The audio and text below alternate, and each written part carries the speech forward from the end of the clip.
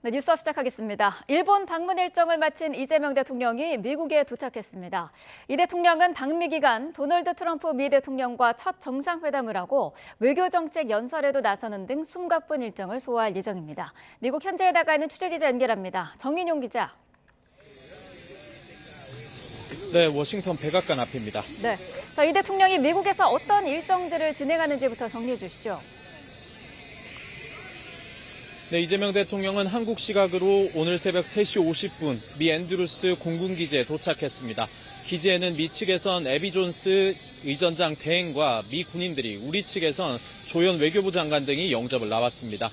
이 대통령은 첫 공식 일정으로 미국에 정착한 우리 동포들과 만찬을 겸한 간담회를 진행합니다. 2시간 가까이 이어질 걸로 보이는데 일단 첫날 일정은 이것으로 마무리됩니다. 트럼프 대통령과 첫 만남은 한국 시각으로 내일 새벽 백악관에서 이뤄질 예정입니다. 정상회담에 이어 업무 협의 오찬이 예정돼 있는데 트럼프 정부 관행상 회담에 앞서 한국과 미국 언론을 대상으로 약식 질의응답도 있을 걸로 보입니다. 이 대통령은 회담 이후에는 우리 기업인 미측 재계 인사들과 양국 경제 협력을 모색할 비즈니스 라운드 테이블 행사에 참석합니다.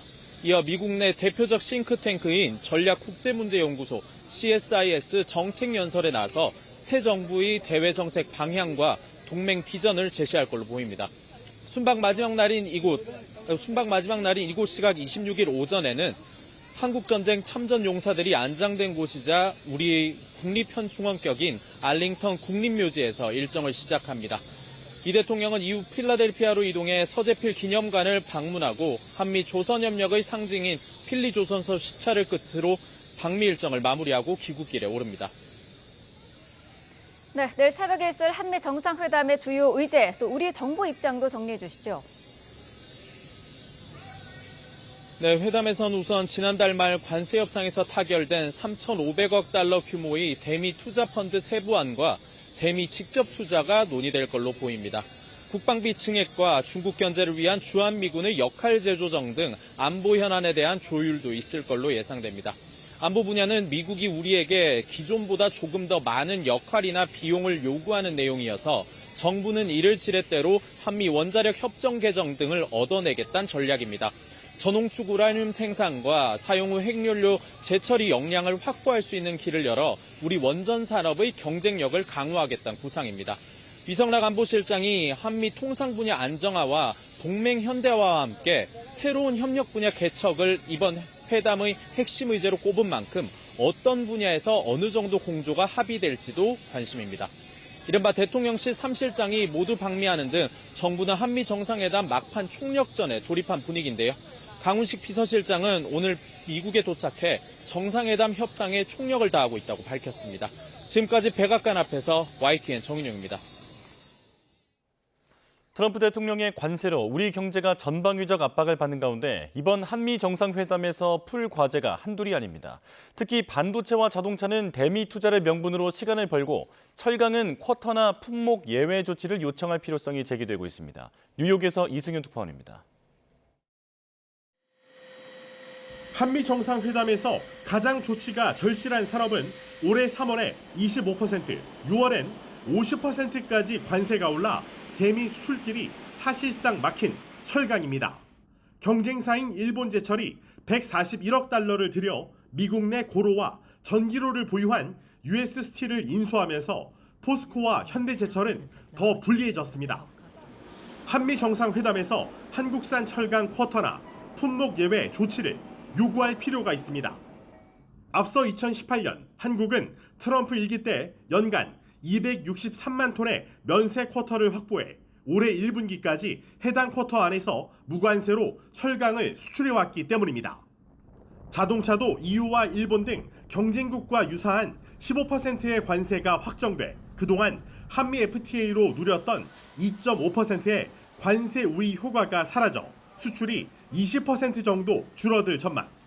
현대기아차는 미국 판매 차량의 40%를 현지에서 생산하고 있는데 제네시스나 하이브리드 차 같은 고급 차종의 미국 생산엔 시간이 필요합니다.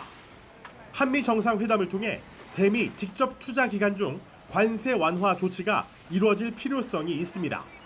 반도체의 경우에도 관세로 인한 타격이 임박해 한미 정상회담에서 선제 대응이 절실합니다.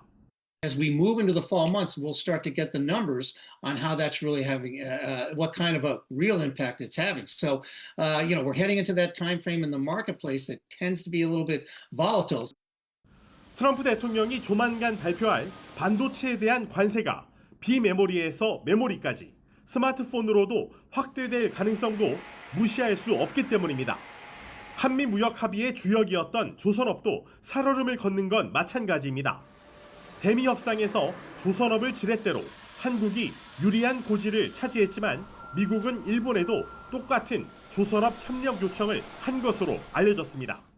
따라서 한미 정상회담에서 미국의 조선업 재건 기간에 일본을 제치고 군함 건조와 수리를 한국에 위탁하도록 합의를 이끌어내는 게 시급한 과제로 떠올랐습니다. 뉴욕에서 YTN 이승윤입니다. 지난달 한미 무역 협상에서 봉합 수준으로 넘어간 민감한 이슈들도 남아 있습니다. 디지털, 농산물 관련 비관세 장벽 문제인데 오는 한미 정상회담에서 트럼프 행정부의 돌발적인 양보 요구가 나올 가능성도 배제할 수 없습니다. 차유정 기자입니다. 한미 정상회담을 앞두고 구글과 아마존 등이 속한 미국 IT 단체가 미국 상무부 장관에게 서한을 보냈습니다. 단체는 디지털 무역 장벽 완화와 관련해 의미 있는 논의 진전을 끌어내야 한다고 강력하게 촉구했습니다. 미국 IT업계는 한국의 디지털 규제가 자국 기업들에 불리하게 작용한다며 이를 협상 의제로 적극적으로 끌어올리고 있습니다. 핵심 이슈는 구글이 요청한 정밀지도 반출 문제입니다. 구글은 1대 5천 축척의 고정밀지도 데이터를 해외 서버로 이전하겠다고 끈질기게 요구하고 있습니다. 우리 정부는 일단 반출 여부 결정을 한 차례 연기하며 시간을 벌어놨지만 미국은 자국 기업이 원하는 지도 반출 허용 여부를 예의주시하며 압박을 이어가고 있습니다. 특히 구글 같은 경우에는 대통령 정상회담을 통해서 USTR 같은 쪽을 통해서 본인들이 원하는 어떤 방식으로 구글 지도 요구 반출이 관철될 수도 하겠다는 그는 저희가 깔린 걸로 본다. 온라인 플랫폼법도 미국의 문제 제기 대상입니다. 이 법은 거대 플랫폼의 불공정 행위를 규제하는 내용으로 입법 논의 중인데 이 법안이 미국 기업에 불리하게 작용할 수 있다는 미 재계의 거센 반대로 현재 표류 중입니다. 네, 원불법 이슈가 여전히 지금 미국 측에서도 굉장히 관심을 가지고 이야기를 하고 있어서 여전히 살아있는 이슈입니다. 농산물 분야의 비관세 장벽으로 지목되는 과체류 검역 절차 문제도 거론될 여지가 있습니다. 정부는 앞서 농산물 추가 개방을 막아냈지만 미국산 사과 등의 검역 절차는 추후 논의하기로 했고 이번에 구체적인 완화 방안에 대한 요구가 나올 가능성도 배제할 수 없습니다.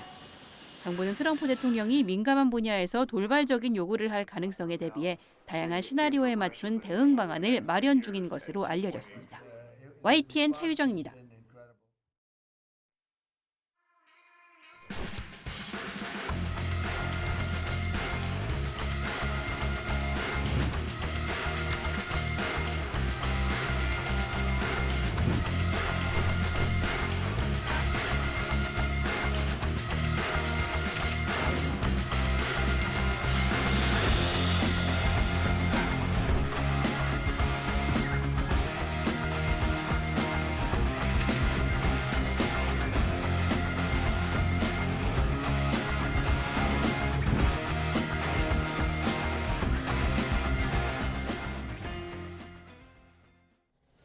네, 내일 새벽에 열릴 한미 정상회담 주요 의제들 위주로 자세히 짚어보겠습니다. 공영식 연세대 개원 교수와 전망해 보겠습니다. 어서 오십시오. 어서 오십시오. 안녕하십니까. 자, 지금 이재명 대통령은 미국에 도착을 했고요. 2박 3일간 빡빡한 일정을 갖게 됩니다. 어쨌든 가장 관심은 내일 새벽에 있을 한미 정상회담인데 그 외에도 교수님께서 혹시 좀 집중적으로 보고 계신 일정이 있을까요? 예, 정상회담이 굉장히 중요하죠. 트럼프 대통령의 돌발 변수를 이제 상수로 받고 거기에 대한 적절한 대비를 해야 되는 것은 이미 잘 알려져 있습니다. 네. 거기에 더해서 우리 정부 발표에 따르면은 트럼프 대통령과 함께 이재명 대통령께서 필라델피아에 있는 이제 조선소를 방문을 할 것이다. 그렇다면은 미국의 조선 사업 부흥에 우리 기업과 정부가 적극적이고 그 대폭적인 이제 역할과 지원을 하겠다는 것을 실질적으로 또 상징적으로 보여주는 필라델피아 조선소 시찰이 될 것으로 보입니다. 네. 그다음에 이것이 또 이제 미국 국내 정치상으로서도 굉장히 탁월한 한 묘수라고 할 수 있는 것이 필라델피아가 위치한 곳이 펜실베니아주 아니겠습니까? 네. 펜실베니아주는 미국 대통령 선거에서 가장 중요한 7개 경합주 중에 하나입니다. 미국 대통령 선거는 선거인당 과반수 539명 중에 270명을 확보해야지 승리하는데요. 지난번 대선에서 트럼프 공화당 후보가 이런 7개 경합주를 석권해서 쉽게 승리를 했죠. 펜실베니아주는 그중에서도 가장 중요한 경합주인데 하필이면 현재 펜실베니아 주지사가 다음 민주당 대선 후보로 가장 유력하게 거론되는 샤피로 주지사입니다. 네. 지난번에도 카말라 해리스 부통령보다 샤피로 주지사가 나왔으면 승리할 가능성이 더 높았을 것이라는 전망이 있었지 않습니까? 네. 거기에 필라델피아의 조선소에 그것도 트럼프 대통령을 이재명 대통령과 같이 간다. 그렇다면은 마가 미국을 다시 위대하게 만들겠다는 지지층에게도 굉장히 긍정적인 메시지를 보이면서도 이재명 정부가 트럼프 정부의 이런 적극적인 지원을 한다는 메시지도 효과적으로 이제 전달할 수 있는 두 가지 효과가 있습니다. 예. 네. 자, 이제 세부 사항을 하나씩 짚어봐야 하는데 그 전에 교수님께서 개괄적인 의견이 어떠신지 궁금한데요. 이번 한미 정상회담 기대가 큽니까? 우려가 큽니까? 우려가 굉장히 큽니다. 트럼프 대통령의 이제 돌발 변수가 있기 때문에 이제까지 한미 정상회담 중에서 가장 우려가 컸던 회담이라고 한다면은 소위 반미주의자로 낙인이 찍혔던 당시 2003년에 노무현 대통령과 테러와의 전쟁을 위해서 미국 우선주의를 표방했던 조지 W. 부시 대통령과의 첫 번째 한미 정상회담이 해당이 되겠습니다. 하지만 당시에 노무현 대통령이 효과적으로 부시 행정부와 이라크 파병 문제라든지 한미 동맹의 업그레이드에 관해서 좋은 의견을 나누었습니다. 근데 이번은 그것보다도 더 어려운 한미 정상회담이 될 것 같고 네. 그 근원에는 이재명 대통령을 신뢰하지 않는 미국의 그 전반적인 분위기에 있습니다. 친중 좌파 정권이 등장했다고 미국 언론들이 보도했지 않습니까? 지난 대선 결과. 예. 이재명 대통령 입장에서는 굉장히 이거 억울한 상황이겠지만 현실은 현실입니다. 따라서 이번에 굉장히 긍정적인 첫 인상을 남기고 트럼프 행정부가 적어도 이재명 정부의 실용 외교를 신뢰하고 같이 일할 수 있다는 정도의 확신을 받을 수 있다면 성공한 회담으로 볼 수 있겠는데 문제는 미국 측의 요구사항이 굉장히 많다는 것입니다. 그리고 가변성이 많기 때문에 네. 실무진에서 정상회담 전에 합의를 끌어내지 못했다는 것이 굉장한 부담으로 작용하고 지금 언론에서는 뭐 정상회담 그 취소까지도 거론하면서 미국 측에서 압박을 하고 있기 때문에 예. 아시겠습니다만 이제 비서실장까지 그리고 조현 외교장관도 일본 일정에 참여하지 않고 미국에 갈 정도로 굉장히 그 엄중한 시점이라고 말씀드리겠습니다. 예. 네, 어려운 회담이 될 거라고 전망을 해주셨는데 논의할 내용의 무게감뿐만 아니라 트럼프 대통령의 스타일도 고려를 좀 많이 해야 될 것 같거든요. 이번 회동에서 가장 이재명 대통령 입장에서 중시해야 될 어떤 포인트라던가 그런 게 있으면 어떤 게 있을까요? 트럼프 대통령이 잘못된 이야기를 하더라도 그것을 그 자리에서 고치거나 할 필요가 없다는 것이죠. 네. 트럼프 대통령이 트럼프 대통령으로서 행동하고 말하게 그냥 놔두는 것이 가장 안전하면서도 효과적인 대응 방법이 아닌가 생각합니다. 저기 미국 전문가 이야기도 나오고 있습니다만 트럼프가 편안하게 트럼프로서 하고 싶은 이야기를 하게 하는 것이 이재명 대통령으로서는 성공적인 실질적인 성과가 있는 한미 정상회담을 만드는데 좋은 전략이라고 보고 네. 트럼프 대통령이 발언한다는 것이 모두 한미 정부 간에서 공식적으로 합의한 것은 아니라는 점을 우리 국민들도 염두에 두고 트럼프 대통령의 발언이라든지 비단 이번 정상회담 일정 기간에 나오는 말뿐만 아니고 네. 정상회담이 끝난 다음에도 미국 정부에서 이런저런 얘기가 나올 텐데 그것이 정말 정부 간에 공식적으로 합의한 내용은 아닐 수 있고 네. 큰 틀에서 논의를 합의한 수준의 일 가능성이 높다는 것을 계속 염두에 두시는 것이 중요하겠습니다. 예. 앞서 교수님께서 미국 정부가 이재명 대통령에 대한 신뢰가 지금 이제 부족한 점이 가장 큰 어떤 걸림돌이다라고 네네. 말씀을 해주셨는데, 그런데 미국보다 일본을 먼저 이재명 대통령이 방문하지 않았습니까? 이에 대해서 루비오 장관도 조현 장관을 만나서 현명한 선택이다라고 평가를 하기도 했는데, 이런 한미일 협력 의지를 보여줬다라는 점, 이런 부분은 미국에 어떻게 적용이 될까요? 예, 아주 탁월한 선택이라고 보입니다. 이재명 대통령이 실용 외교를 그냥 정치적 수사로서 굉장히 추상적으로 구사하는 것이 아니라 행동으로 보여준다는 것. 네. 사실 이전 보수 정권에서 일본과 합의했던 2015년 위안부 문제 타결 선언이라든지 윤석열 정부가 기시다 정부와 협력하면서 결정하였던 강제징용 피해자 제3자 변제 결정, 이것은 이재명 정부로서는 굉장히 고심이 많은 사안이었음에도 적극적으로 또 선제적으로 여기에 대한 입장을 밝혔다는 것은 많은 우려를 가지고 있었던 일본의 이시바 정권의 신뢰를 받는데 굉장히 중대한 그런 효과가 있었습니다. 예. 그래서 일본이 신뢰할 수 있는 한국의 이재명 정부와 실용 외교를 미국도 환영하고 있는 것이죠. 마르코 루비오 국무장관의 발언에도 있지만 결국에 미국이 바라는 가장 중요한 초점은 인도 태평양 지역에서의 중국의 부상, 그 위협에 공동 대처하는데 한국과 일본이 더 큰 역할을 해주기를 바라는 거 아니겠습니까? 그렇다면 한국과 일본이 공동 보조를 취하는 것, 그래서 한일 간의 협력이 한미일 협력으로 확대되고 그 깊이를 더하는 것이 미국이 바라는 장기적인 전략인데, 그 첫 발걸음을 이재명 정부의 실용 외교가 실질적인 그런 일본과의 그런 정상 외교에서 보여줬다는 것은 미국 측으로서도 신뢰할 수 있는 그 첫 현상이라고 할 수 있죠. 예. 네.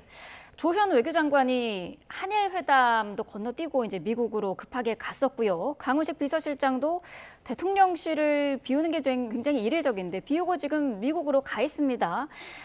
이런 움직임이 이 한미 정상회담에 어떤 악재가 있는 거 아니냐, 이런 걱정의 목소리가 있었습니다만 일단 대통령실은 그건 아니다라고 했거든요. 교수님께서 보기엔 어떤가요? 악재가 있죠. 악재라는 것은 트럼프 대통령이 일기 때보다도 더 지독하게 미국 우선주의를 실제 다 챙기고 있다는 것. 그래서 네. 관세 협상도 사실 대통령 선에서 그렇게 펜으로 숫자를 고치고 이렇게 되는 것은 외교상으로서 굉장히 이례적인 현상 아닙니까? 네. 하지만 트럼프 대통령은 그것을 개의치 않는 정도가 아니라 즐기고 그것을 계속 하고 있으니까, 그런 트럼프 행정부 2기를 맞이해서 이재명 정부가 한미 정상회담을 성공적으로 준비한다는 것은 굉장히 어려운 환경은 확실합니다. 예. 네. 그래서 외교산업장관, 통상수장뿐만 아니라 기업 총수들도 지금 미국에 가서 총력을 기울이고 있는데, 네. 저는 이 대목에서 김민석 총리와 민주당에서 이재명 행정부를 좀 더 적극적으로 도와주는 것을 고려해야 되지 않나 생각합니다. 뭐냐면은 우리 국민들 그리고 야당에서도 시민단체도 이렇게 어려운 한미 정상회담에 대해서 조금이라도 긍정적인 현실적인 기준에서 평가를 하려면 이전에 민주당이 윤석열 정부 동안에 조금만 실수가 있더라도 외교 참사로 정치 공세를 펼쳤지 않습니까? 이제는 민주당이 집권당이 됐기 때문에 그 다른 입장에서 이거에 대해서 국민에 대해서 설명할 그런 입장이 된 것이죠. 네. 근데 그 당시 국회의원이었던 김민석 현 총리가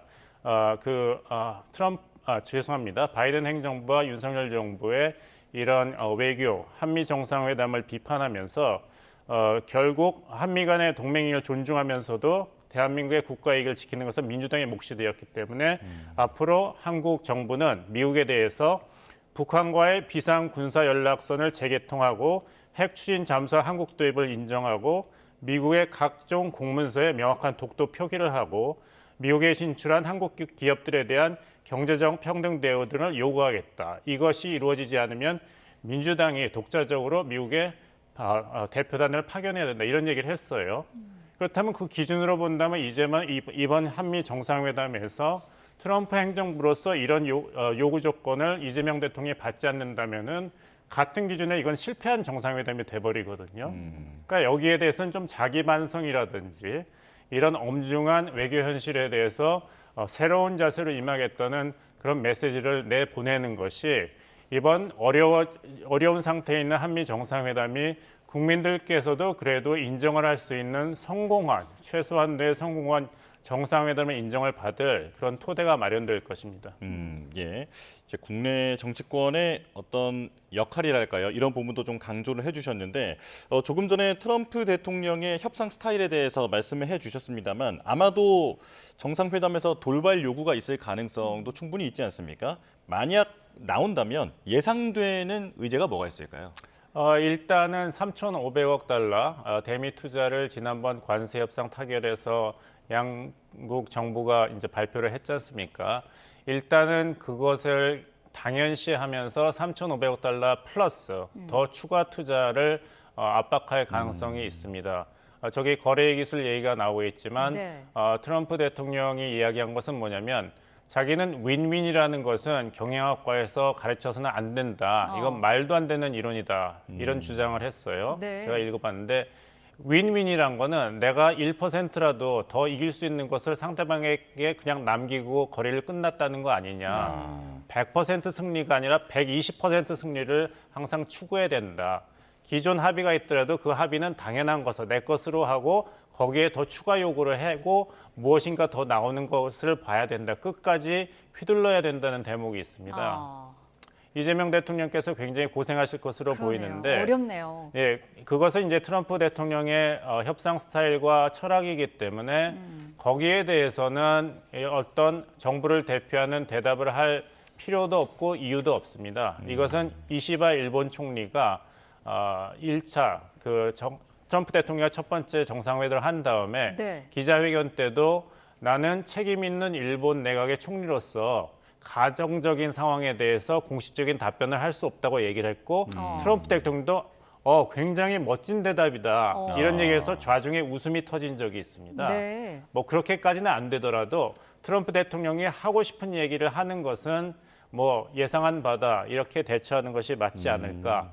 트럼프 대통령이 이야기하는 것이 미국 정부의 공식적이고 유일한 입장도 아니고 그리고 한국 정부의 합의가 있는 것도 아니라는 전제에서 대처하는 것이 중요합니다. 네.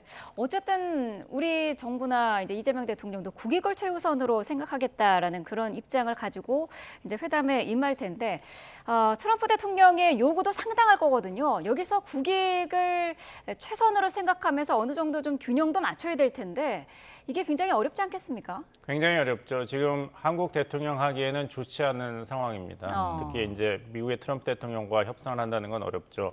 아까 어떤 돌발 변수가 나올 거냐 했을 때 제가 3,500원 대미 투자에 대한 이야기만 했지만 추가적인 한국의 농수산물이라든지 디지털 그렇죠. 마켓 시장 개방 이야기는 꺼내지도 않았지 않습니까? 그다음에 동맹의 현대화라는 명목하에서 대만 해협 그리고 대중국 견제에 한국도 직접적인 기여를 한다는 것을 명시적으로 확인하라는 요구도 있을 것이고 네. 이 리스트가 끝이 없고 그리고 이런 트럼프 행정부의 대한국 정책은 이번으로 다 결말이 지어지지 않고 이번 한미 정상회담이 이런 말씀을 드리기는 좀 그렇습니다만 시작에 불과합니다. 앞으로 남아있는 3년 반 남짓 트럼프 임기 중에서는 계속 이어질 것이기 때문에 이번으로 끝나는 것이 아니다. 이것이 좋은 뉴스일 수도 있고 나쁜 뉴스도 있습니다.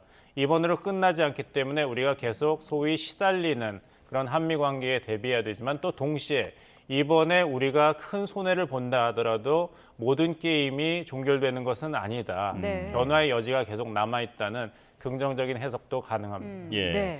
안보 이슈를 한번 정리를 해보면 그러니까 국방비 증액 이로 인한 방위비 분담금 확대 그리고 여기에 주한미군의 전략적 유연화 이걸 지금 미국이 바라고 있는 건데 사실 우리 입장에서는 이번 회담에서 아주 중요한 미션이라고 할 수 있는 게 이게 중국을 자극하지 않는다라고 하는 부분에 대한 일종의 뭐랄까 명문화 같은 그런 장치를 확보하는 것도 중요한 미션 아니겠습니까? 예, 그렇습니다. 이제 서울대 미래전략연구소에서 한국의 미래를 했을 때 정답은 한미 동맹과 긍정적으로 병립할 수 있는 한중 협력 관계라고 했는데 네. 정답은 맞습니다. 하지만 그것을 어떻게 실천하느냐는 굉장히 어려운 고개에 해당하는 것이고 예. 하지만 이러한 미국의 요구는 오늘만의 문제가 아니라 사실 트럼프 문재인 시기에도 그랬고 바이든 문재인 시대 그리고 바이든 윤석열 시대도 계속 제기되었던 문제입니다. 그 강도가 달라진 것이기 때문에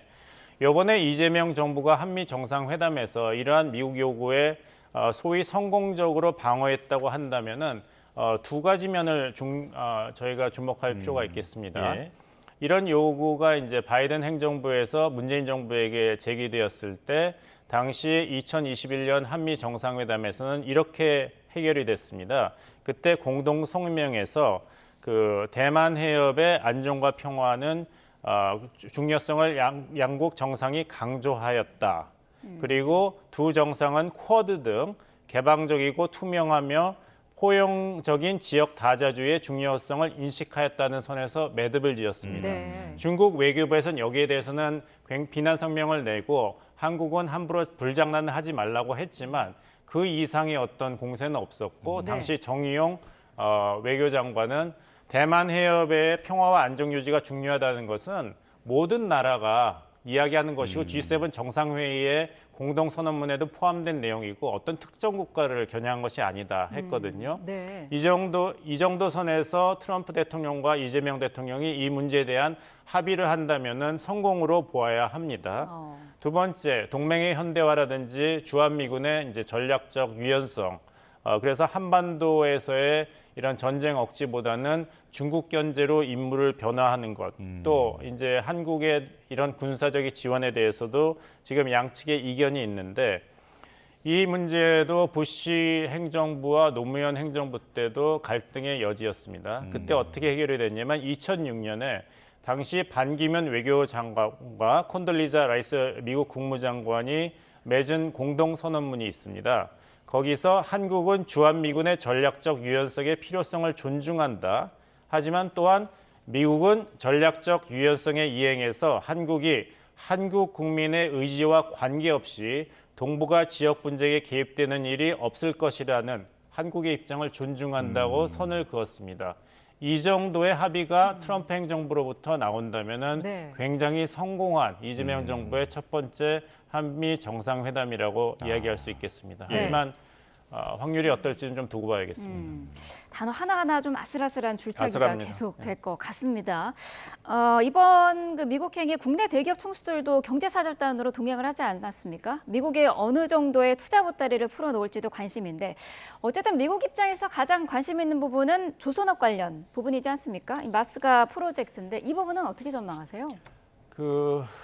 굉장히 현명하고 효과적인 한 수였다고 보입니다. 네. 한국 측에서 이제 관세 협상을 할 때 미국의 마가 운동과 트럼프 행정부의 이런 미국 제조업 부활에 대해서 한국이 실질적으로 기여할 수 있는 분야를 아주 명확하게 집어준 것인데 네. 문제는 이것이 틀렸다는 것이 아니라 트럼프 대통령과 그 트럼프 정부가 원하는 게 너무 많다는 것입니다. 네. 그러니까 이제 내 것은 내 것이요, 네 것은 내 것 하는 식으로 이거는 당연하고 거기에 더해서 3,500억 달러 투자 플러스 더 하라는 요구가 나올 가능성이 있고 네. 또 3,500억 달러 대미 투자도 적어도 50% 이상은 미국 직접 투자, 즉 돈이 들어가는 것이죠. 뭐 이렇게 보증을 한다는 것이 아니라 네. 지금 당장 현금으로 이런 식으로 요구해 올 때 이것에 대한 대답을 해야 되는데 이것은 아무래도 기업의 몫이 되기 때문에 한국 기업 총수들이 이런 총력적 차원에서 지금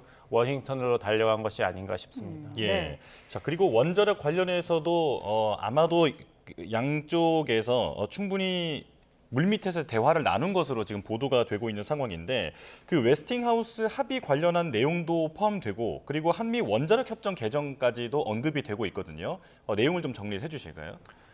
지난번 개정된 한미 원자력 협정에 따르면은 미국의 동의가 있으면은 한국이 20% 미만 우라늄 농축을 할 수 있습니다. 예. 근데 독자적인 우라늄 농축이 꼭 한미 원자력 협정이 개정돼야만 되는 것은 아닙니다. 여기에 많은 오해가 있는데 네. 한미 원자력 협정은 한국과 미국 간의 원자력 협력에 관해서만 해당이 되기 때문에 한국이 독자적인 기술이 있거나 아니면 미국 말고 다른 나라의 기술과 원료를 가지고 농축을 하면은 할 수 있습니다. 그래서 한국 측에서는 독자적인 우라늄 농축 능력을 그동안 개발하는 것보다는 여러 가지 어려움이 있으니까 한미 원자력 협정의 이런 조항을 핑계 삼아서 노력을 안 해온 경향이 분명히 있습니다.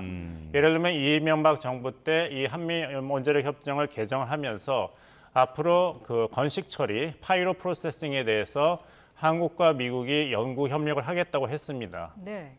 그 이후에 실무 협상이 한 번밖에 열리지 않았습니다. 지난 10년 동안에. 즉 한국의 의지가 중요한 것이지 이거 한미 원자력 협정 때문에 우리가 못하는 것 이것은 올바른 전적인 대답은 아니기 때문에 정말 한국이 원한다면은 농축도 그다음에 재처리도 미국에 의지하지 않고 할 수 있는 길이 있지만 문제는 정치입니다. 지난번 국민의힘 대선 후보 토론 때에도 나왔지만 그런 핵 폐기물을 처리한다면은 그것을 어디다 둘지 이것은 굉장히 첨예하고 어려운 정치적인 해결이기 때문에 당시 국민의힘 측에서 핵 무장론이라든지 핵 능력 보유를 이야기했던 분들이 본인의 지역구라든지 서울이라든지 대구에 그 폐기물 처리장을 설치하겠다는 대답은 할 수가 없었거든요. 미국도 이것을 알고 있기 때문에 한미 원자력 협정 개정에서 한국 측의 요구가 있더라도 한국 측이 이런 정치적인 환경 때문에 적극적으로 협상에 임하지 못한다는 것을 잘 알고 있습니다. 따라서 이번에 여기에 대해서 트럼프 대통령이 덕담을 줄 수 있지만 결국에 이 원자력 협정 개정의 결정권은 백악관이 아니라 국무부도 아니고 에너지부도 아니고 미국 의회가 결정하는 것입니다. 따라서 트럼프 대통령 입장에서는 한국 정부와 국민에게서 좋은 얘기는 다 해주고 나중에 이루어지지 않더라도 책임질 여지가 없기 때문에 그렇게까지 큰 기대를 할 수 없는 그런 사안이고 이런 얘기를 지금 이재명 정부 하는 것은 그만큼 미국 측의 압박이 심하기 때문에 한국 입장에서는 그중에 일부만을 들어주더라도 우리 입장에서도 다 양보만 한 것은 아니다. 전작권 전환도 우리가 받아왔고 원자력 협정 개성 논의도 개시도 아닙니다. 개시 선언까지도 받아왔다는 식으로 대국민 메시지를 만들기 위해서 고심하고 있는 것이 아닌가. 따라서 이 새벽에 있을 한미 정상회담이 그 긍정적인 분위기는 아닌 것을 다시 반영하는 이재명 정부가 얼마나 어려운 처지에서 노력을 하고 있는가를 반증하는 또 하나의 예가 아닌가 싶습니다. 네. 알겠습니다. 여기까지 말씀 듣겠습니다. 봉영식 연세대 개건 교수와 함께했습니다. 고맙습니다. 고맙습니다.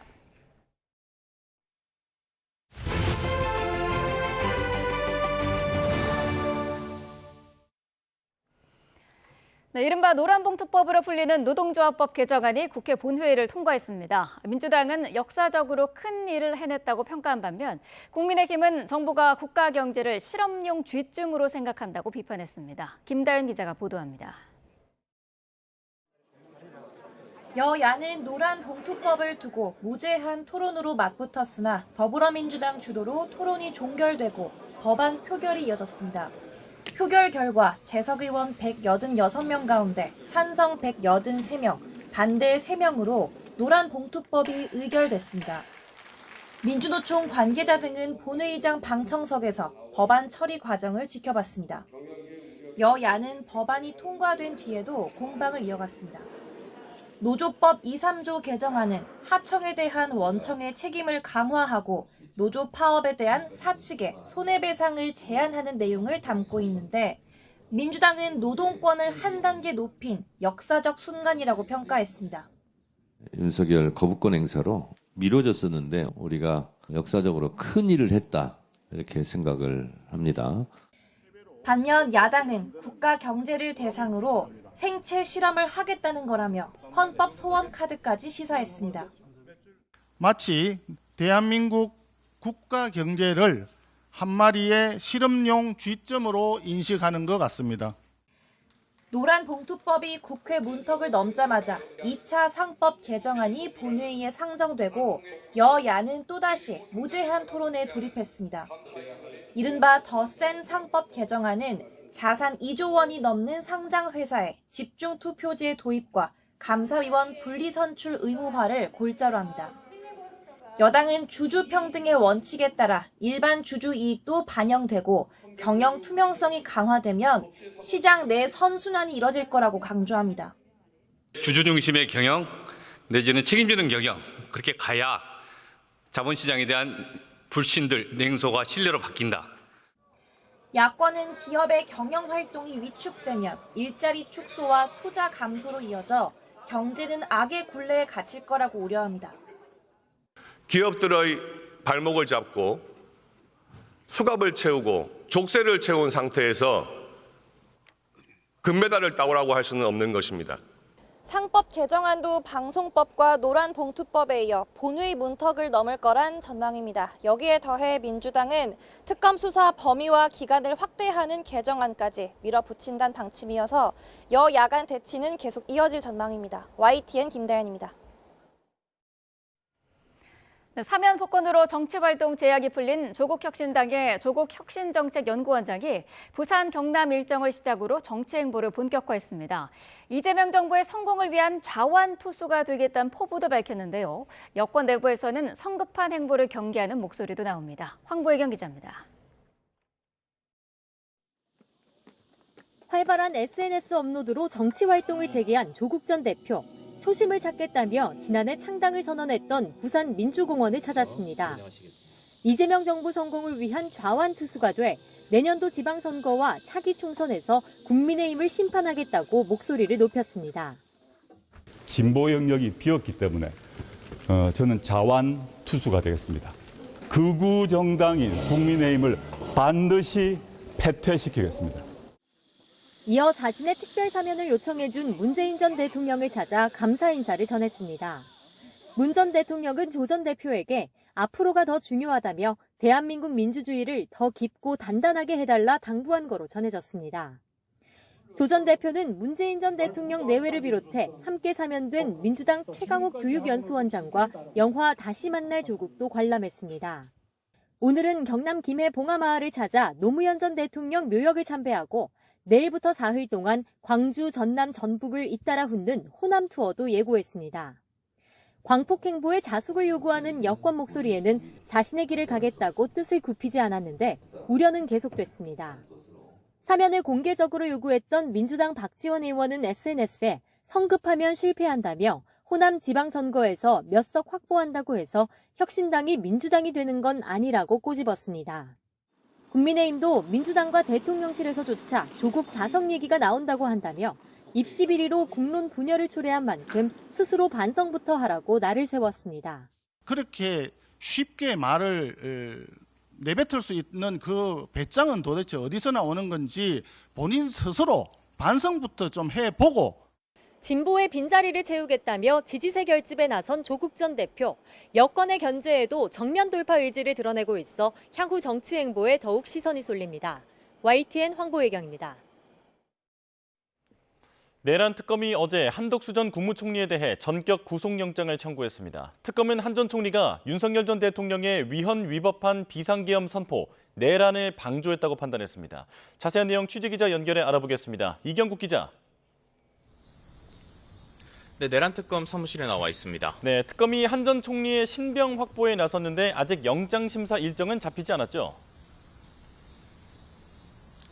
네, 내란 특검이 어제 오후 5시 40분 한덕수 전 국무총리에 대한 구속영장을 청구했습니다. 헌정 사상 처음 전직 국무총리가 구속 갈림길에 서게 된 겁니다. 아직 구속영장 심사 일정은 잡히지 않았는데 오늘 중으로 서울중앙지방법원이 일정을 확정할 것으로 보입니다. 특검은 한 전 총리가 계엄 당시 국무총리로서 대통령의 국가와 헌법소 책무를 보좌했어야 하는데도 위헌 위법한 비상계엄 선포를 막지 못했다면서 내란 우두머리 방조 혐의를 적용했습니다. 윤 전 대통령 탄핵 심판에 나와서 계엄 관련 문건을 보거나 받은 적이 없다고 위증한 혐의 역시 영장 청구서에 담겼습니다. 또 사후계엄 선포문 작성과 폐기에 관여한 데 대해서는 허위 공문서 작성 혐의 등이 적용됐습니다. 특검은 54쪽 분량 영장 청구서에서 범죄의 중대성을 설명하는 데 가장 많은 분량을 할애한 것으로 전해졌습니다. 네, 만약 법원이 영장을 발부한다면 향후 특검 수사에는 어떤 영향이 있을까요? 네, 특검이 한덕수 전 총리 신병을 확보한다면 박성재 전 법무부 장관 등 다른 국무위원들 수사 역시 탄력을 받게 될 것으로 보입니다. 실제 특검은 이미 계엄 선포 뒤 합동수사본부 검사 파견 검토 등을 지시한 박 전 장관에게 내란 관련 혐의 적용이 가능할지 검토하고 있습니다. 또 박성재 전 장관과 이상민 전 장관, 김주현 전 민정수석, 이완규 전 법제처장이 참석했던 삼청동 안가회동도 특검 수사 선상에 올라 있습니다. 특검이 압수수색에 나서는 등 수사에 속도를 내고 있는 비상계엄 해제 표결 방해 의혹 수사에도 속도가 붙을 것으로 예상이 됩니다. 한덕수 전 총리가 계엄 선포 뒤에 국민의힘 추경호 당시 원내대표와 통화한 사실이 확인이 된 만큼 신병을 확보한다면 그 내용과 배경을 수사하는 데 집중할 것으로 전망이 됩니다. 이런 가운데 민중기 특검팀은 오늘 김건희 씨를 재소환하죠. 맞습니다. 김건희 특검이 김건희 씨를 조금 뒤인 오전 10시부터 소환 조사할 예정입니다. 지난 12일 김건희 씨 구속영장이 발부된 이후 네 번째 소환 조사입니다. 특검은 건진법사 전성배 씨를 통한 통일교의 현안 청탁 의혹을 집중 조사한다는 계획인데요. 지난 21일 진행된 3차 조사 때도 관련 내용을 조사했지만 100쪽이 넘는 질문지 가운데 절반 정도밖에 소화하지 못한 것으로 전해졌습니다. 오늘 조사 뒤에도 추가 소환이 불가피할 것으로 보이는데 특검은 모레쯤 김건희 씨를 추가 조사한 뒤에 29일쯤에는 재판에 넘긴다는 방침입니다. 김건희 씨는 구속 이후 조사에는 응하면서도 진술은 거부하고 있는데 오늘도 역시 진술 거부권을 행사할 것으로 예측이 됩니다. 네, 최상병 특검 수사 상황도 짚어보겠습니다. 오늘도 전방위 수사를 이어간다고요? 맞습니다. 오늘도 관련자들 소환이 줄줄이 예정되어 있습니다. 특검은 일단 최상병 순직 사건과 관련해서 업무상 과실치사상 혐의 수사를 이어가고 있는데요. 당시 군 지휘부였던 박상현 전 해병대 1사단 7여단장, 최진규 전포 11대 대장을 오늘 피의자 신분으로 불러서 조사합니다. 이와 함께 최상병 사건 초동 조사를 이끌었던 박정훈 대령을 참고인 신분으로 추가 소환해서 수사 외압 의혹에 대한 조사도 이어갈 예정입니다. 임성근 전 해병대 1사단장 구명 로비 의혹 수사도 계속됩니다. 특검은 구명 로비 통로로 지목된 이른바 멋쟁 해병단체 대화방의 구성원인 송호종 씨를 참고인 신분으로 추가 소환할 예정입니다. 지금까지 내란 특검에서 전해드렸습니다. 네, 정치권 이슈 자세히 짚어보겠습니다. 차재원 부산 가톨릭대 특임교수, 최수영 시사평론가와 함께하겠습니다. 어서 오십시오. 안녕하세요. 네. 자, 지금 이 시각 국회에서는 필리버스터가 진행 중입니다. 2차 상법 개정안의 입법을 막기 위해서 국민의힘이 무제한 토론을 하고 있는데 잠시 뒤에 24시간이 지나면은 무리 없이 표결 처리되겠죠? 예, 그 때문에 지금 그러니까 강행 처리를 그러니까 지금 민주당이 벌써 시작을 한 것이 아닙니까? 사실 어떻게 보면 일종의 개혁입법의 일종의 그 연장선상에서 네. 벌어지고 있는 이 상법 개정안에 대한 필리버스터인데요. 그렇기 때문에 민주당 입장에서는 오늘 결국 이 살라미식으로 또 잘라내면서 결국 이 상법 개정을 통과시킬 지금 예정으로 지금 네. 이 과정들을 다 진행하고 있는 것이고요. 무엇보다도 민주당 입장에서는 사실 지난 대통령 선거 때의 공약 이행을 위해서라도 상법 개정안이 필요하다는 생각이죠. 네. 왜냐하면 지금 주식시장 활성화를 위해서는 코리아 디스카운트라는 이 부분을 상당히 극복을 해야 되는데 이 과정에서 일종의 그러니까 이 기업의 지배 구조 자체가 상당히 불투명하고 비효율적인 측면이 있기 때문에 이걸 개선해야만 주식시장이 부양될 수 있다는 그런 것이 있는 것이고 또 하나는 방금 말씀드린 대로 개혁이라는 측면에서도 물러설 수 없다는 생각을 갖고 있는 것 같습니다. 예를 들면 지금 이 소수의 지배주주에 의해서 기업 경영이 좌지우지되는 이러한 상황에서 과연 기업이 제대로 된 경쟁력을 가질 수 있느냐 이런 부분들에 대해서 사실 이 여러 이 비판들이 제기되어 왔음에도 불구하고 우리 사회의 기득권자를 중심으로 한 이러한 부분들이 제대로 된 이 개혁이 기업계에서 이루어지지 못하고 있다. 네. 그런 측면에서라도 반드시 해야 되겠다는 의지가 아주 강한 것 같습니다. 네, 정성호 법무장관이 지금 국회에서 이 과정들을 지켜보고 있는데 국회가 삭막해졌다, 협치와 대화가 실종됐다 이런 글을 올렸더라고요. 사실 정성호 장관은 굉장히 상식적인 분이고 또 협치를 강조하는 분으로 알려졌는데 정말 그 말씀 그대로 저도 동의를 합니다. 그러니까 새가 좌우의 날개로 날듯이 결국 정치라는 것도 여야의 이제 그 대화와 이제 조정 속에서 필요한 것이 있고 가능한 것이 있다면 그 사이에 있는 절충점을 찾는 것. 그래서 정치의 본령이 갈등 조정이라고 얘기를 하는 건데 네. 전혀 지금 지금 우리 저 국회에서는 이런 상황을 보여주지 못하고 있고 오히려 끝까지 갈 때까지 가보자는 이러한 막장 정치, 극한 정치 이런 벼랑 끝 정치만 이제 계속되고 있는 것 아니겠습니까? 저는 법무장관이 이제 근데 이런 거죠. 사실 물론 여당 소속 국회의원이면서 이제 국무위원을 하다 보니까 표현이 제한적일 수밖에 없지만 그래도 5선의 의원이고 그렇다면은 뭔가 이런 그 벼랑 끝 정치에 대한 해결 방안을 위해서 당의 지도부에게 뭐 건의하는 뭐 아니면 뭐 본인이 좀 거중 조정 역할을 하는 이런 모습을 보여줘야지 마치 관전평을 하듯이 여당의 중진 의원이 이렇게 좀 그러니까 뭐 글을 올리는 거 저는 아주 문제 의식에는 공감하는데 과연 이래서 그러면 해법은 되겠는가라는 측면에서 굉장히 지금 바라보고 있는 지금 그 문제점에 대한 어떤 시각은 동의하지만 그것을 풀어내려는 자세가 좀 더 적극적이게 한다는 점은 지적드리고 싶습니다. 네, 앞서 노란봉투법도 국회를 통과를 했습니다. 이것 또한 찬반 입장이 굉장히 팽팽한 그런 사안인데 노란봉투법의 통과 과정은 어떻게 보셨어요? 일단 뭐 제가 생각할 때는 국민의힘이나 기업의 자업자득인 측면에서는 상당히 크다는 생각이 듭니다. 네. 그동안 이 지금 우리 노사관계가 상당히 불합리한 일종의 뭐랄까요, 구조 속에서 상당히 기울어진 운동장이라는 이야기들이 끊임없이 제기됐던 것이 사실이지 않습니까? 사실 이번 이 노란봉투법이 통과되고 난 뒤에 지금 민주노총이 들었던 팻말에 보니까 딱 이 노란봉투법의 정신을 그대로 보여주는 측면이 있는데요. 네. 진짜 사장 책임제라는 것이죠. 그동안 사실 이 원청이 사실 뭐 이 하층 노동자들의 근로조건을 실질적으로 지배하고 구체적으로 모든 것을 다 이렇게 간섭을 하는 상황 속에서도 자신들이 책임을 지지 않는 그런 모습들을 보였잖아요. 그리고 또 하나는 사실 이러한 이 부당한 이런 계약 구조 속에서 상당히 그러니까 지금 자신들의 노동권에 대한 침탈이 있음에도 불구하고 여기에 대한 정당한 파업을 했을 경우에 거의 보복적 차원의 천문학적인 손해배상을 통해서 아예 파업 자체를 막아버리는 이러한 상황에 대한 이런 이 불합리에 대한 이 개선에 대한 목소리가 끊임없이 제기되었음에도 불구하고 이런 부분들에 대해서 기업가 그리고 특히 이 보수정당이 귀를 사실 기울이지 않았다. 네. 그런 측면에서 봤을 때는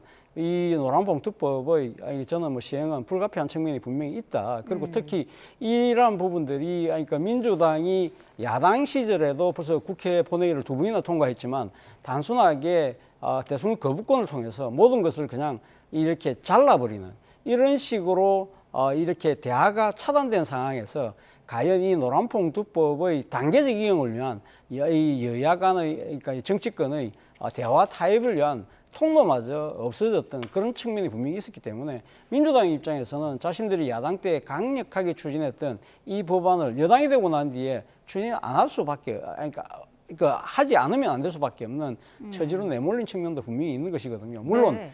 제가 생각했을 때 이 노란봉투법의 이 우려의 목소리도 저는 충분히 공감을 합니다. 그런데 문제는 앞으로 이 지금 노란봉투법이 시행되기까지 6개월의 유예기간이 있잖아요. 네. 이와 관련된 구체적인 이 뭐랄까요 경영 활동에 대한 이렇게 기준을 정한다든지 뭐 불법 파업에 대한 책임을 정하는 기준이라든지 이런 부분들에 대해서는 결국 시행령으로 지금 규정을 하는 부분이 있기 때문에 네. 이 과정에서 정부가 기업의 목소리를 적극적으로 들으면서 이 법의 이 추진의 의지는 살리고 의미는 살리되 실제적으로 경제적 타격은 줄이는 그런 현명한 이 묘안을 발의했으면 하는 바람입니다. 네, 이 노란봉투법과 관련된 여러 우려에 대해서 나중에 문제가 되면 법 개정을 하면 되지 않느냐라는 대통령실의 언급에 대해서도 국민의힘은 조금 비판을 하고 있더라고요. 상황 인식이 아니야죠. 이제 이 법이 자꾸 이제 우려되는 건 이거잖아요.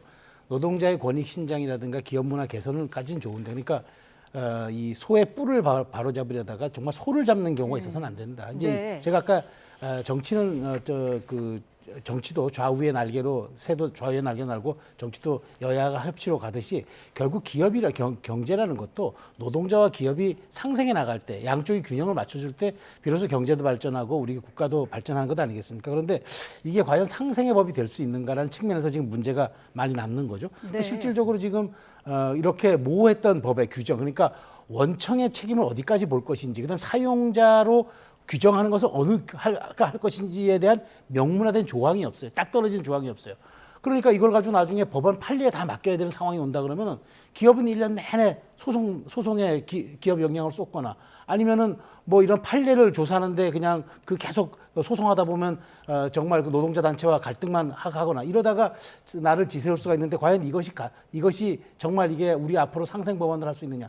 더군다나 지금 대통령은 이번에 그 한미 정상회담 출국하면서 기업과 원팀을 얘기하면서 다 아쉬울 때 손 벌리면서, 정작 대통령 출국하자마자 바로 필리버스터 종료하자마자 일요일 날에 사상 유례 없이 이렇게 이 법안 통과시키는 거는, 이건 기업을 옥죄고 기업을 압박하는 거, 그런 이중적이잖아요. 그러니까 정치가 과연 이런 모습을 보여서 되겠는가. 그러니까 저는 지금 말씀하신 대로 법안 통과됐습니다. 오롯이 이제 앞으로 국정 운영에 대한 책임은 여당과 민주당과 이제 정부 여당이 지는 거기 때문에 네. 책임지고 운영하면 돼요. 근데 이게 이제 6개월간 약간 좀 뭐 시행하는 과정에서 보완하면 된다는데, 좀 약간 안이한 상황인식 같고, 그다음에 지금 기업에서는 한 1년 정도 유예보고 좀 우리가 그 사이에 해결책을 찾아보자 했는데 이것도 거절했단 말이죠. 네. 그래서 저는 과연 이제 보안입법에서 물론 저 디테일하게 앞으로 굉장히 규정 자체가 매뉴얼이고 꼼꼼하게 가야 되겠지만, 정말 민주당이 이러한 이제 이중적 상황 인식, 그러니까 아쉬울 때는 손 벌리고 뭐 필요할 때는 우리는 필요한 거 요구하고, 이런 식으로 갔을 때 과연 이것이 실용과 협치와 상식의 정치에 부합하는 건지, 앞으로 이런 것들은 계속 끊임없이 시험대에 올라갈 것으로 생각이 됩니다. 네. 자, 조국혁신당의 조국혁신정책연구원장 어제 부산 민주공원을 찾아서 참배를 했습니다. 지난해 창당 선언을 했던 곳이죠. 그렇죠. 뭐 지금 조국혁신당의 그러니까 조국혁신정책원장의 입장에서 본다고는 자신이 태어난 고향이기도 하고, 네. 말씀하신 대로 조국혁신당이 태어난 정치적 고향이기도 할 수 있기 때문에 본인 입장에서는 정치적 복귀를 지금 선언한 상태에서 사실상 이 고향에 가서 복귀 신고를 하는 그러한 의미를 가진다는 생각도 있고요. 그리고 네. 바로 부산에 이어서 지금 인접에 있는 양산에 거주하고 있는 문재인 전 대통령을 찾아뵀잖아요. 문재인 전 대통령은 본인이 뭐 한때 모셨던 상사이기도 하지만, 네. 그렇기 때문에 당연히 뭐 인지상정의 차원에서라도 가서 인사드린 건 당연합니다만, 결국은 지금 문재인 전 대통령으로 상징되는 과거 이 지금 친문 세력들의 그 지지, 그리고 더 나아가서는 문패으로 일컬어졌던 상당수의 그 당시의 지지층들, 그 지지층들 상당수가 아마 제가 생각했을 때는 조국 팬덤으로 이행됐을 가능성이 높은데, 이런 상징적인 차원에서라도 문 전 대통령과의 정치적인 뭐랄까요, 일종의 퍼포먼스를 보여주는 것이 필요하다는 생각을 분명히 했을 것 같다는 생각이 들고요. 네. 그리고 이걸 바탕으로 해서 다음에는 지금 바로 내일은 지금 호남으로 향하지 않습니까? 그러니까 조국혁신당의 입장에서 보면 호남은 앞으로 자신들의 뭐랄까요, 정치적인 미래를 담보할 수 있는 하나의 자산 가치가 충분히 있는 곳이기 때문에 네. 일종의 과거와 현재 그리고 미래로 나아가는 나름의 이 정치적인 일정을 잡은 셈인데요. 결국 이것이 말하는 바는 선자강론이다. 선자강론을 위한 정치적 워밍에 의해 어제 최선을 다했다는 생각이 듭니다. 네, 진보 진영이 비어서 자신은 좌완 투수를 하겠다라고도 언급을 했습니다. 민주당이 중도 보수가 됐기 때문에 왼쪽이 비었고 거기를 자신이 채우겠다는 거예요? 네. 그러셨나요? 그 조 전 대표가 지금 생각했던 전략은 이런 거죠. 그러니까 지금 뭐 지난번 총선에서는 본인이 이제 쇄빙선이 되어서 일단 균열을 좀 깨고, 그다음에 나머지 본진이 이제 민주당이 오면서 이제 좀 그 한국 정치 지형을 넓혀 나가자. 그게 이제 일종의 지민비조 전략으로 이제 치환되면서 상당 부분 성과를 거뒀으니까. 그러면 네. 이제 이재명 대통령이 이제 사실 우리는 중산층을 위한 이제 중도 정당이다. 이제 우리는 왼쪽에 있는 정당이 아니라고 얘기하면서 실제 대선 과정에서 캠페인을 그렇게 보여줬거든요. 그러다 네. 보니까 이제 왼쪽이 비어 있으니까 본인이 진보당, 정의당 등등 이제 왼쪽의 어떤 진보 진영 역할에 마티형 노릇을 하겠다는 생각 같은데 전 너무 좀 뭐 모르겠습니다. 뭐 이런 정치적 생각이 할 수는 있는데 조 전 대표가 그 전에 본인이 한 8개월 정도 당이 비어 있었을 때 12석의 조국혁신당이 3석의 개혁신당보다도 못한 그런 존재감을 보여줬는데 그럼 정말 이 정당이 왼쪽 진영을 이끄는 정당이라기는 진보의 영역을 이끄는 정당이라기보다는 오히려 지속 가능한 정당이 가능할지 이것부터 좀 입증시켜야 되는 게 과제라고 봐요. 3석의 개혁신당보다도 못한 존재감을 조 전 대표가 없는 사이에 그 정도의 무력함을 보여준 정당이 과연 조 전 대표가 돌아왔다고 그럼 진보 진영을 완전히 한 블록으로 쌓는 그런 대표 정당이 될 수 있을까? 저는 뭐 물론 희망사항은 뭐 정치인이 언제나 필요할 수 있습니다만은 약간 앞뒤 순번이 바뀐 그리고 이제 번지수가 틀린 그런 진단이라는 생각이 들고 그리고 또 하나 가장 중요한 거 그러니까 좌쪽 진영에서의 진보 블록을 본인들이 대표성을 갖기 위해서는 최소한 젊은 2030을 끌고 가야지 2030을 이미 버리고 가겠다고 선언해놓고 진보 블록을 완성하겠다?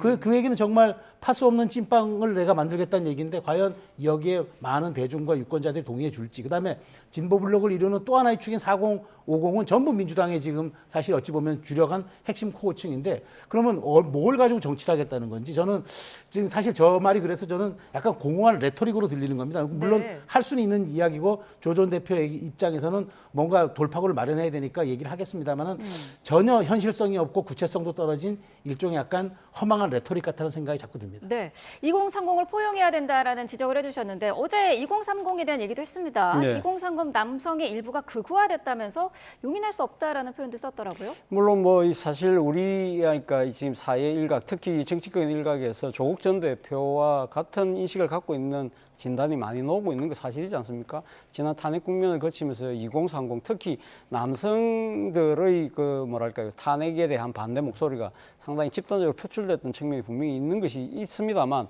그럼에도 불구하고 조국 전 대표가 이 말을 하는 것은 저는 조금 좀 부적절했다는 생각이 듭니다. 아무래도 이 2030들이 조국 전 대표 이번 사면에 대해서 강력하게 반대하는 집단으로 지금 그러니까 뚜렷하게 지금 드러나고 있고 또 하나는 자신의 거의 사명 반대와 관련된 이유 중에 하나가 자녀 입시 비리였잖아요. 네. 이런 부분들이 젊은 세대들이 아직도 민감하게 생각하고 있는 상황에서 아무리 그러니까 일부 현상이 객관적으로 관찰된다고 하더라도 본인의 입으로 이 문제에 대해서 이렇게 지적을 하는 부분이 사실은 어떻게 보면 좀 감정선상에서의 언급처럼 비치는 부분이 분명히 있는 것이거든요. 네. 그렇다고 한다면 본인 입장에서는 이런 우려가 커지는 건 사실이지만 이런 이 세태가 이렇게 진행된 부분에 있어서 나를 비롯한 기성세대의 책임이 크고 특히 내가 나름대로 반성하고 앞으로 새로운 정치를 해야 될 필요성을 느낀다는 식으로 언급을 했더라면 어땠을까라는 아쉬움이 있습니다만 일단 앞서도 제가 말씀드린 대로 조국 전 대표 입장에서는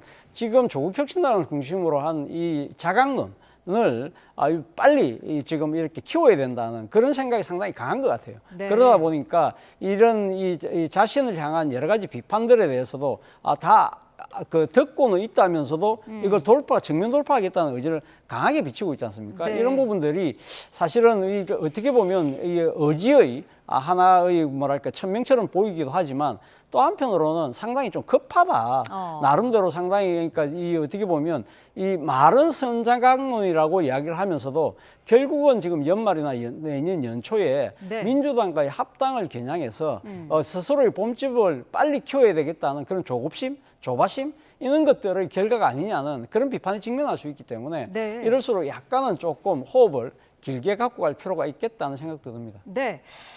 좀 마음이 급해 보인다라는 지적이 있고 지금 뭐 앞서서 그 좌완 투수 얘기도 하면서 지금 민주당과 역할 분담을 확실히 하겠다는 뜻을 보이면서 민주당과의 합당은 그러면은 좀 어렵지 않겠느냐라는 분석도 있던데요.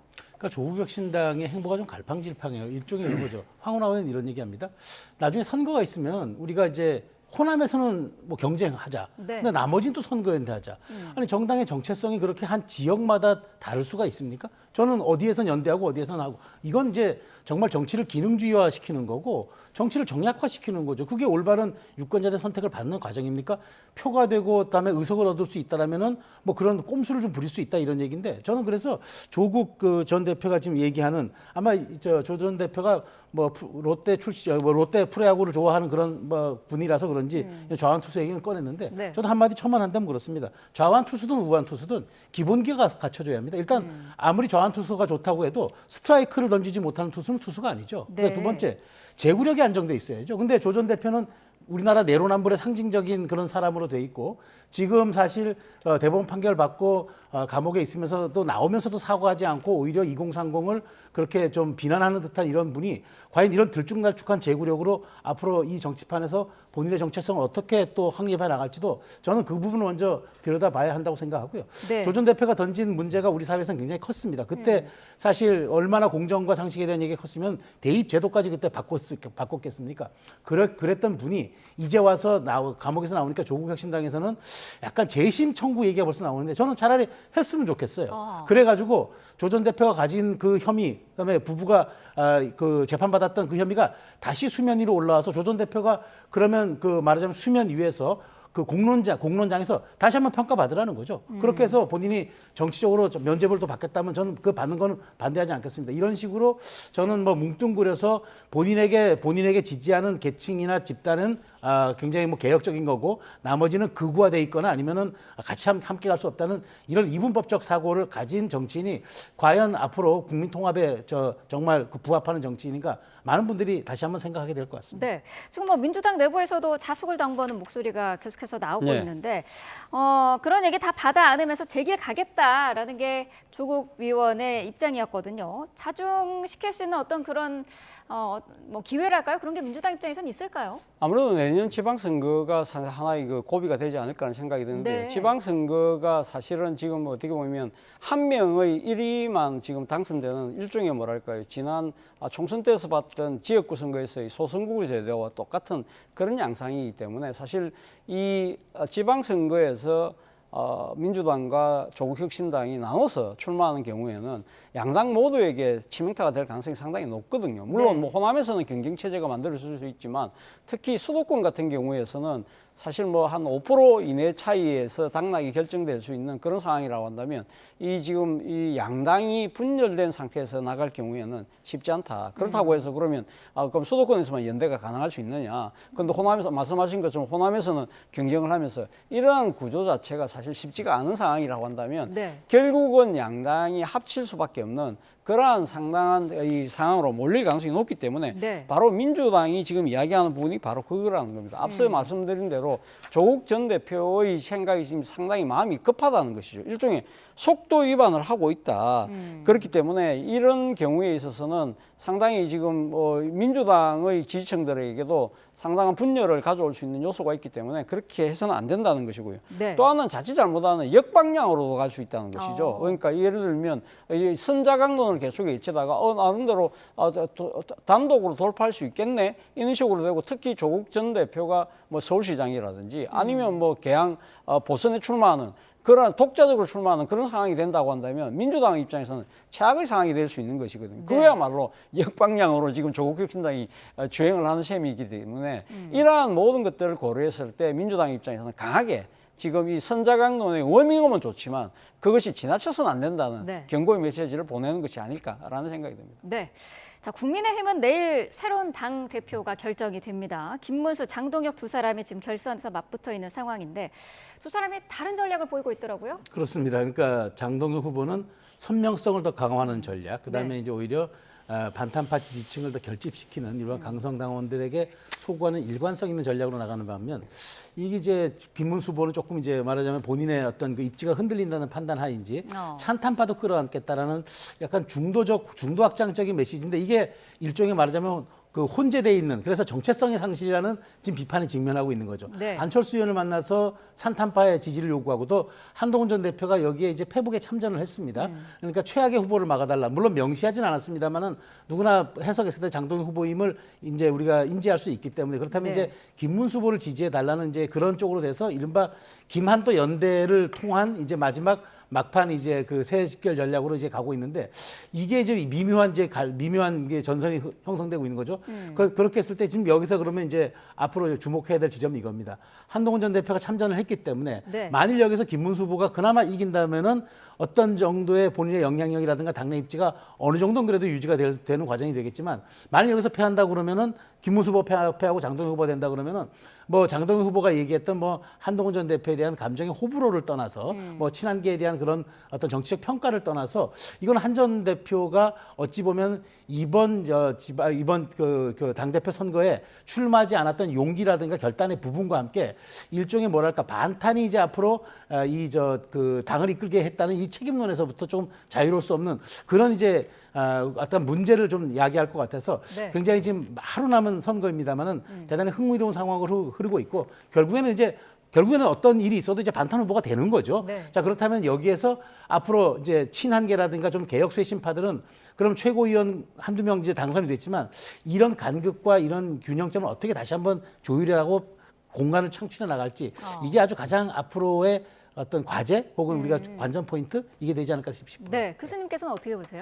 일단 뭐 이 김문수 후보는 전략적 유연성으로 하고 뭐 우리가 이야기를 합니다만 그럼 장동희 후보는 뭐냐? 제가 생각해 전략적 선명성이죠. 네. 말 그대로 그런데 그렇기 때문에 지금 김문수 후보 같은 경우는 소위 찬탄파에도 손을 내밀는 그런 모습을 보이고 있잖아요. 그래서 지금 안철수 전 후보들 만나기도 했습니다만 문제는 이겁니다. 그러니까 김문수 후보가 지난 대통령 선거 당내 경선 과정에서 뭐라고 이야기했죠? 김덕수 이야기를 했잖아요. 네. 자신이 그러니까 후보만 되기만 하면 이 장애에 있는 바깥에 있는 한덕수 후보와의 단일화를 이야기해놓고 딱 자신이 그러니까 지금 당 대표, 당 후보가 되고 난 뒤에는 자신이 했던 말을 완전히 뭉개고 김덕수는 없어지고 오로지 김문수로만 갔던 그러한 그 선례가 있기 때문에 사실 찬탄파의 입장에서도 이 지금 김문수 후보에게 손을 나름대로는 그러니까 이 지금 차의 선택의 의미에서는 김문수 후보를 밀 수밖에 없는 상황이지만 네. 실질적인 협조나 그러니까 이제 당권을 잡고 난 뒤에 협력이 이루어질 수 있을까?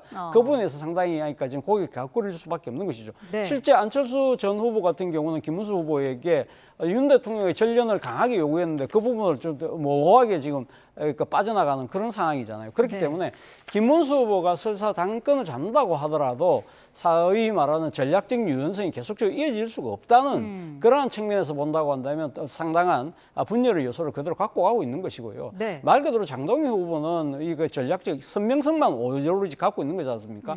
그렇기 때문에 이 이 극렬 지지층들의 표만 결집하면 자신은 이 김문수 후보를 이길 수 있다. 나름대로 그런 생각을 하고 있는 것 같습니다만 그런데 문제는 이기고 난 이후가 더 문제일 수 있다는 것이죠. 이럴 경우에는 소위 찬탄파를 비롯한 이 나머지 결을 달리하는 세력들이 당을 떠나거나 네. 사실상 분당을 할 수밖에 없는 상황으로 내몰렸을 경우 아마 장동희 후보는 그런 상황조차도 감내할 수 있다. 네. 이미 벌써 이 지금 찬탄파들을 향해서 당을 떠날 수 있는 떠나라는 식의 이야기를 지금 하고 있는 상황이기 때문에 네. 사실 이 지금 국민의힘을 지지했던 그동안의 이 일반 국민들의 입장에서는요, 상당히 좀 당황스러운 그러한 상황 입장에서 이 전당대회를 지금 지켜보고 있는 것이 아닐까라는 생각이 듭니다. 그러니까요. 말씀하신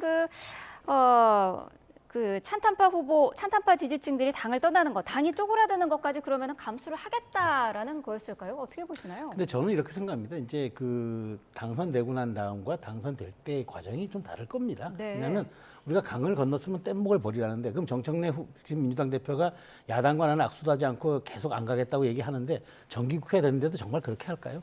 이재명 대통령이 불러서 여야정 협의체 할 때 그러면 얘기도 안 할까요?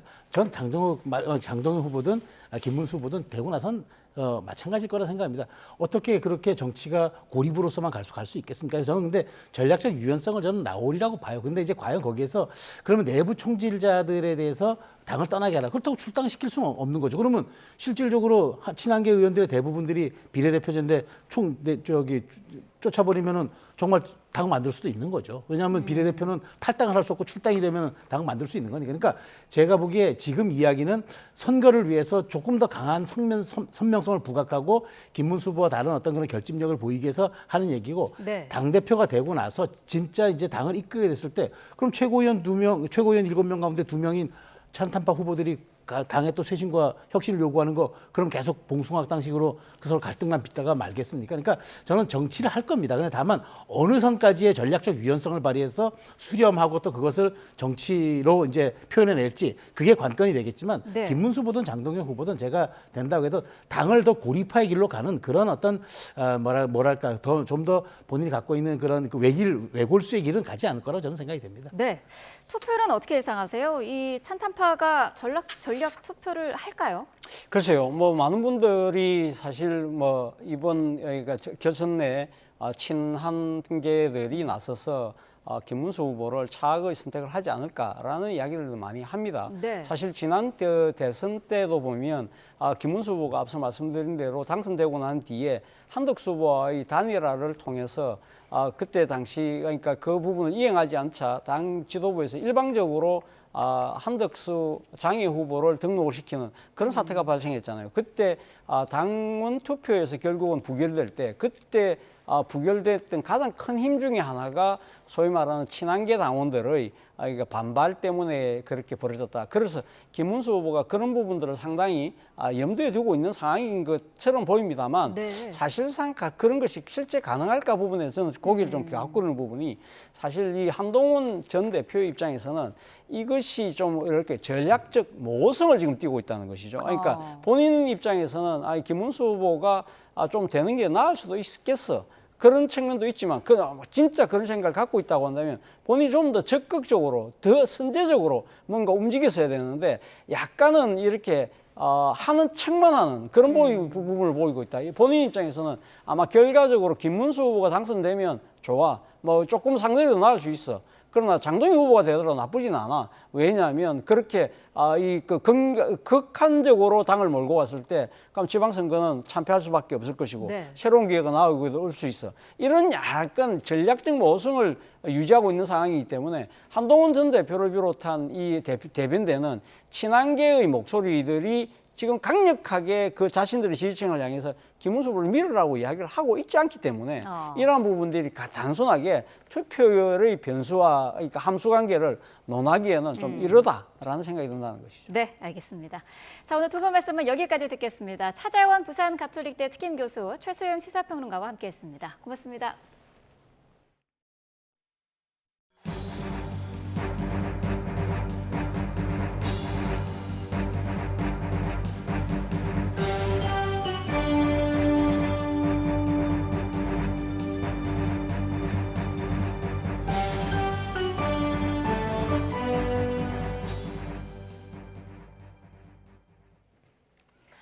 네, 하델 셔틀 외교 조기 복원을 알리며 일본 방문 일정을 마무리한 이재명 대통령, 곧바로 미국으로 이동해 방미 일정에 돌입했습니다. 이 대통령은 미국으로 향하는 공군 1호기 안에서 기자 간담회를 열었는데요. 트럼프 대통령과의 회담을 어떻게 준비했는지에 대한 물음에 이같이 답했습니다. 이 대통령의 기내 간담회 발언 들어보시겠습니다. 트럼프 대통령은 자신이 어떤 방식으로 협상하는지 협상의 기술, 거래의 기술을 다 써놨더라고요. 트럼프 대통령과의 회담에서 할 얘기들은 여러분도 대충 다 짐작하시는 것입니다. 안보 문제, 국방비 문제, 또 관세 협상 문제, 그 말고도 여러 가지들이 예측되고 있죠. 물론 다 아는 것처럼 정상회담에서는 그 자리에서 갑자기 얘기되는 사안들은 크게 많지 않고 없는 건 아니지만 그러나 주요 문제들은 사전에 다 실무선에 협의를 구체적으로 진행을 합니다. 그 과정에서 사실상 타결되는 것도 있고 미세한 부분을 제외하고 불충분하게 타결되는 것도 있고 또 정상 간 대화에서 결정되어야 할 부분도 이렇게 마련입니다.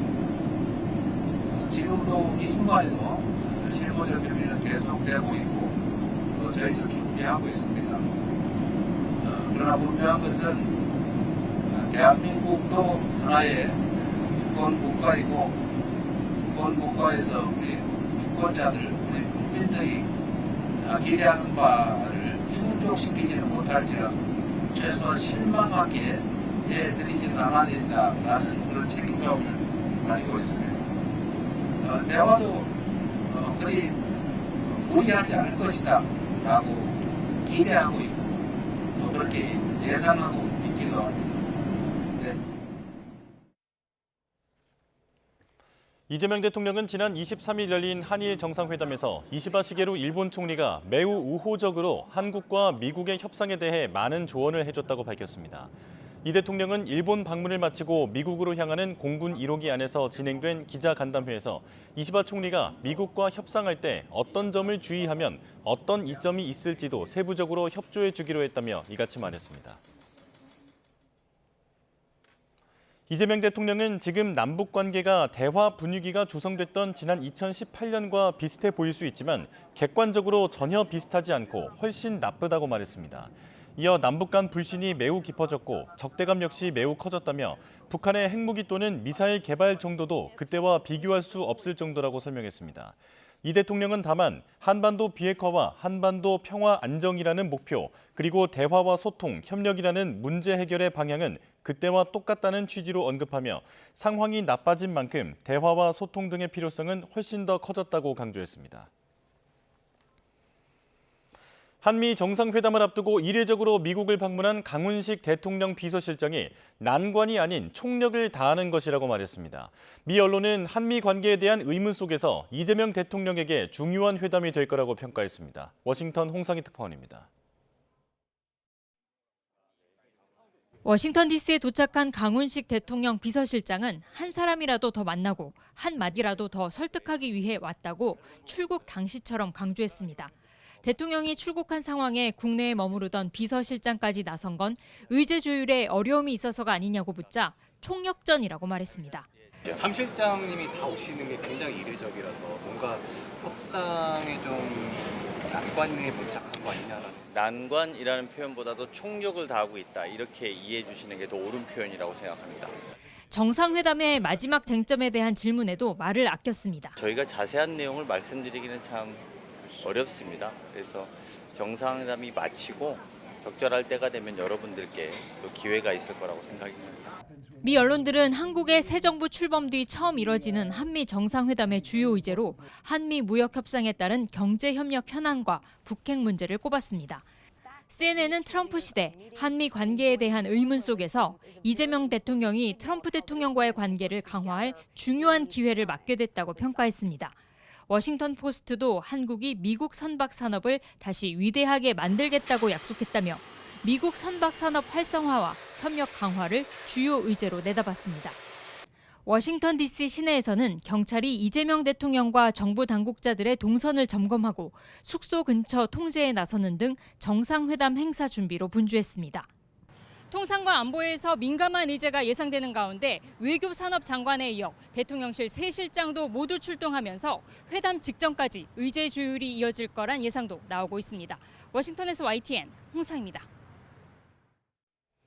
미국 관세가 대폭 인상되면서 우리나라의 대미 수출 효자 품목이던 철강 산업이 큰 타격을 입고 있습니다. 제조업 중심의 우리 산업계에도 파장이 큰 만큼 이번 한미 정상회담 세부 협상을 통해 활로를 찾을 수 있을지 주목됩니다. 김태민 기자의 보도입니다. 미국 트럼프 행정부의 관세 정책에 가장 큰 타격을 입은 건 철강업계입니다. 미국으로 수출되는 철강 제품에 대해 50% 관세가 적용된 지 한 달 만에 수출액이 뚝 떨어졌습니다. 지난달 한국의 대미 철강 수출액은 2억 8천만 달러로 지난해 같은 기간보다 26% 가까이 줄어들었습니다. 물량 기준으로도 지난 2023년 1월 이후 2년 6개월 만에 가장 적은 수준입니다. 일부 미국 내에서 생산이 안 되는 그런 제품을 제외하고는 사실상 미국 내 수출이 좀 많이 어려운 상황입니다. 수출 가격이 더 떨어지고 그다음에 수출 품목도 일부 품목으로 한정되거나 그럴 여지가 좀 있어 보입니다. 엎친 데 덮친 격으로 철광과 알루미늄 소재가 들어간 파생 상품 407종에도 50% 관세가 확대 적용됐습니다.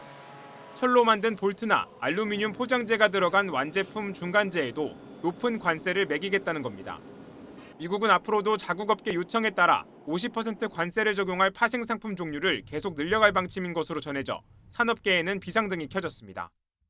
보호무역 조치가 심화되는 흐름이다 이렇게 볼 수 있고 단순히 이제 원자재 공급 문제뿐만이 아니고요. 제조업 전반에 대한 수출 경쟁력 상실하고 그다음에 비용 상승으로 이어질 수 있는 이제 아주 중대한 사안이다 이렇게 보여집니다. 앞서 수출 경쟁 상대인 EU는 미국과의 협상을 통해 일정 물량의 철강에 한해서는 낮은 관세를 적용하는 저율 관세 할당 제도 도입을 검토하기로 했습니다. 이에 따라 우리도 이번 한미 정상회담 과정에서 추가 논의를 통해 철강 분야에서 좀 더 유리한 조건의 관세 정책을 끌어낼 수 있을지 주목됩니다. YTN 김태민입니다. 우리 증시 개장 상황 보겠습니다. 미국 금리 인하 기대감에 코스피와 코스닥이 모두 상승 출발했습니다. 코스피는 0.83% 오른 3,195포인트, 그리고 코스닥은 1.17% 오른 791.66포인트로 개장했습니다. 원달러 환율은 미국의 금리 인하 전망이 나오면서 달러 약세를 보이고 있습니다. 8.2원 내린 1,385원에 개장했습니다. 자세한 증시 소식도 들어오는 대로 전해드리겠습니다. 다음 소식입니다. 서울 삼성동 공사 현장에서 기중기가 넘어져 일대에 전기 공급이 끊겼습니다. 트레일런 대회에 참가한 남성이 사망하는 일도 벌어졌습니다. 휴일 사건 사고 소식 최기성 기자입니다. 기중기 몸체가 도로 위에 쓰러져 있습니다. 낮 1시 10분쯤 서울 삼성동 신축 건물 공사 현장에서 높이 20m짜리 기중기가 넘어지는 사고가 났습니다. 군무를 쓰고 있었는데 갑자기 호스기랑 전기가 갑자기 나갔어요. 그리고 소리가 너무 크게 나가지고 너무 놀라서 바깥으로 막 새어나갔어요. 50대 기중기 기사가 가볍게 다쳐 현장에서 치료를 받았습니다. 이 사고로 전신주 2대가 파손돼 일대 건물 수십 동의 전기가 끊기면서 폭염 속 상가와 사무실 이용객들이 불편을 겪었습니다. 앞서 오전 8시쯤 강원도 평창군 대관령면에서 열린 트레일런 대회에선 참가자 가운데 한 명이 숨졌습니다. 남성 A씨는 20km 코스 중 4.5km 지점에서 쓰러진 뒤 심폐소생술을 받고 병원으로 옮겨졌지만 끝내 목숨을 잃었습니다. 경찰은 사망 경위를 조사하고 있습니다. 오전 9시 20분쯤엔 부산 구서동에서 SUV가 인도를 넘어 상가 건물로 돌진했습니다. 차량 운전자 20대 남성이 경상을 입었고 빵집 출입문 등이 크게 파손됐습니다. 새벽 4시 반쯤에는 전북 익산시 용안면에 주차돼 있던 캠핑용 버스에 불이 나 버스와 캠핑 장비가 모두 탔습니다. 인명 피해는 없었지만 소방서 추산 1,500만 원의 재산 피해가 났습니다. YTN 최기성입니다. 인천 변사 사건 현장에서 사망자가 차고 있던 20돈짜리 금목걸이를 훔친 혐의를 받는 검시조사관에 대한 구속영장이 기각됐습니다. 인천지방법원은 어제 절도 혐의를 받는 인천경찰청 과학수사대 소속 검시조사관 30대 A씨에 대해 증거인멸과 도망 염려가 없다며 구속영장을 기각했습니다. A씨는 지난 20일 50대 남성이 지병으로 숨진 변사 현장에서 사망자가 차고 있던 1,100만 원 상당의 금목걸이를 훔친 혐의를 받고 있습니다. A씨는 20돈짜리 금목걸이를 신발 안에 숨겨서 가지고 나온 것으로 조사됐고 경찰은 A씨의 자택에서 훔친 금목걸이를 발견해 압수 조치했습니다.